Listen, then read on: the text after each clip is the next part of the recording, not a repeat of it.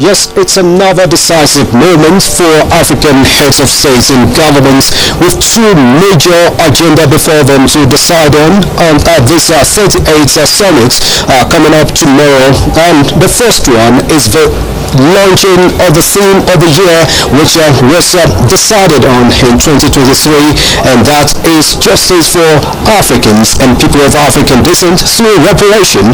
The leaders are looking at some injustices and inequality done to the continent, not just from the days of colonialism, but also in the present day global order or global dynamics, and they are looking at how to reposition the union towards getting justice for people that deserve them. We spoke to Nigerian Minister of Foreign Affairs, Ambassador Yusuf Tuga, earlier on this, and he gave us some insights into the theme for the year. Well, it's necessary at this time because I'm sure you're aware of the agitation for the restructuring of the global financial system, and then also for a reform of the global political system as it pertains to the United Nations, and in particular the United Nations Security Council. So the theme speaks to the building of a united front to advance the cause of Africa. You have to look at the formats, the suggestions being put forward. It's not just looking back at slavery and colonialism and making excuses. No, we're saying that we look at what happened in the past and use it to advance the future. The second major issue before the leaders will be the elections of new sets of leaders for the African Union Commission.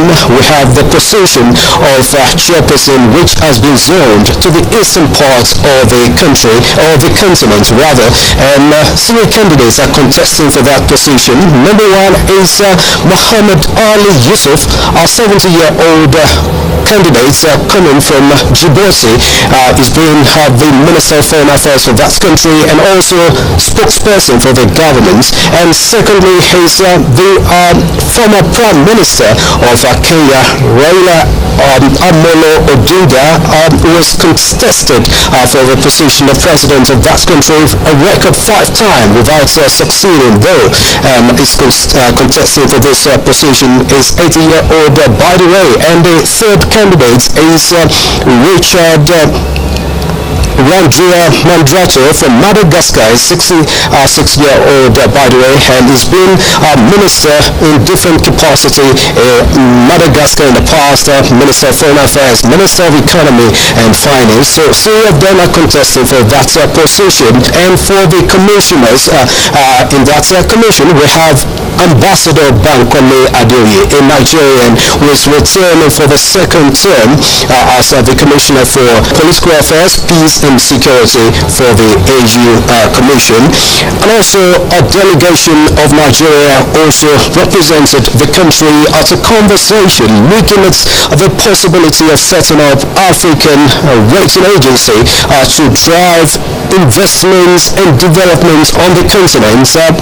Minister of Foreign Affairs and Coordinating Minister of Economy and Minister of Information and National Orientation, Mohammed Idris, represented Nigeria at that event. Let's take a listen to the Minister of Information on the imperative of this agency. Hitherto, access to capital becomes very difficult for people on the African continent. Even when we have the population, we have the investment opportunities, we have projects that are fundable, but because capital is key, it became very, very dear for all African nations to now set up their own rating agency, because the rating agency set up by the West does not favor Africa. Most of the time you will find investment in Africa suffering because of access to capital, and capital is key in any investment drive that can happen on the African continent. And I I think it's a major agenda for the General Assembly of the African Union, and we hope that we see that through. And when that happens, there's going to be a radical shift in terms of capital pull-out for investments on the African continent that will in turn drive prosperity and development for the African countries.